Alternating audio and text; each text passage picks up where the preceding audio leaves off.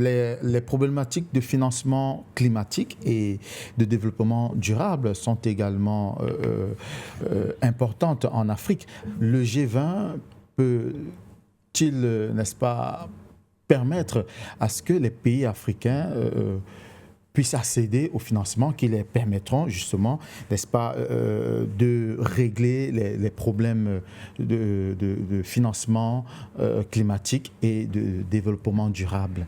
Oui, le G20 peut véritablement appuyer les initiatives des COP parce qu'aujourd'hui, on a constaté un relâchement des initiatives des COP et il était important de rappeler et de dire au monde, attention, regardons tout ce qui se passe dans le monde, des inondations, des éboulements, des changements climatiques, des saisons qui sont plus maîtrisables.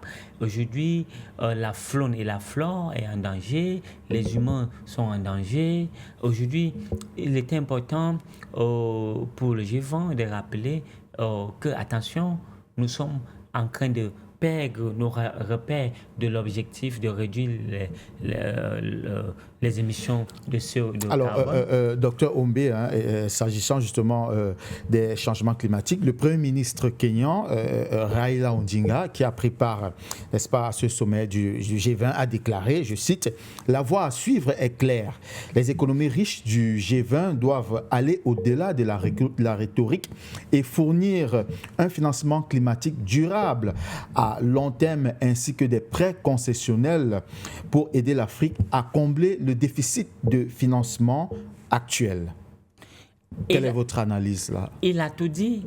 Il a dit, il a véritablement porté le problème des Africains. Je pense qu'aujourd'hui, les initiatives du G20 ont été beaucoup plus rhétoriques, comme il l'a dit, sans véritablement s'appliquer sur le terrain. Et même quand elles s'appliquent, c'est vrai que l'Union européenne peut se tarder d'avoir financé combien de milliards de dollars pour la lutte contre les changements climatiques. Je pense qu'aujourd'hui, c'est très peu. Les véritables pôles que sont les États-Unis, la Chine, doivent véritablement s'impliquer dans la lutte contre le changement climatique. Maintenant, s'ils ne veulent pas, on ne va pas les obliger. L'Afrique doit aussi transformer son industrie. Alors, s'il faut sacrifier le monde, on peut le sacrifier. S'ils ne veulent pas financer ces initiatives, alors il faut qu'aujourd'hui, ils sachent que s'ils ne veulent pas financer, l'Afrique va également se lancer dans une transformation, dans une industrialisation sans contrôle. Et le monde va payer ce qu'il va payer. Il faut qu'ils sachent que ce n'est pas seulement pour l'Afrique qu'on doit le faire, c'est pour eux, c'est également pour eux. Donc, l'Afrique a encore cet avantage que l'Afrique détient de cette biodiversité et qu'il faut préserver cette biodiversité. Et qu'est-ce qu'il faut faire? Il faut accompagner l'Afrique à ne pas s'engager dans un processus de transformation tout en détruisant l'existant. Donc, c'est de ça que le président kenyan est en train de parler. Parce qu'il faut sortir de cette politique de parole. Il faut passer à l'acte.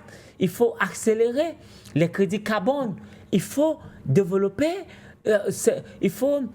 cet accompagnement vers la sauvegarde de notre biodiversité au niveau international. Donc, je pense que les pôles climatiques qui existent aujourd'hui sont beaucoup plus le golfe de Guinée. Il faut le sauver parce que si nous ne le sauvons pas, alors qu'est-ce qui va se passer? Le monde va subir véritablement ces changements climatiques qui vont mettre en péril même leurs investissements. Tous ces investissements qu'ils font en Europe, qu'ils louent, ils seront impactés et ça va causer ce que ça va causer. Donc, il est pour l'intérêt de préserver les générations futures. Il faut préserver la biodiversité.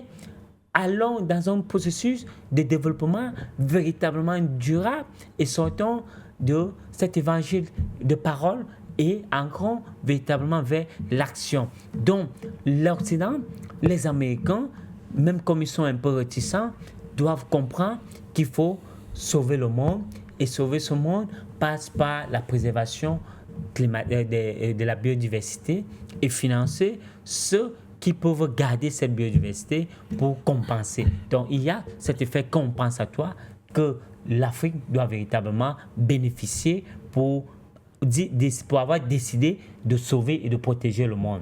Il faut compenser donc cette initiative de l'Afrique.